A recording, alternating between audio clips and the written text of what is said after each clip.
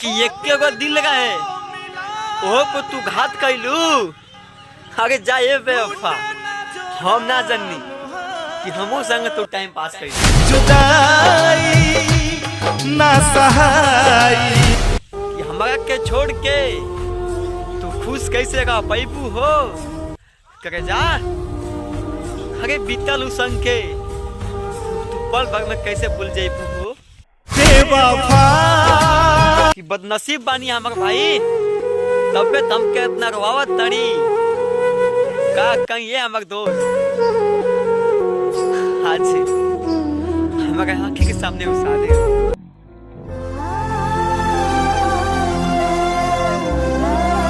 कि हमके बर्बाद करके दूसरा के घर बसाओ तड़ू।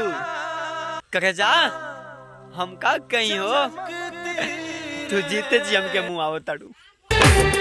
मुबारक हो तुमको ये शादी तुम्हारी। भाई माँ, आप लोग मेरे शायरी सुनेंगे तो प्लीज सपोर्ट कीजिएगा।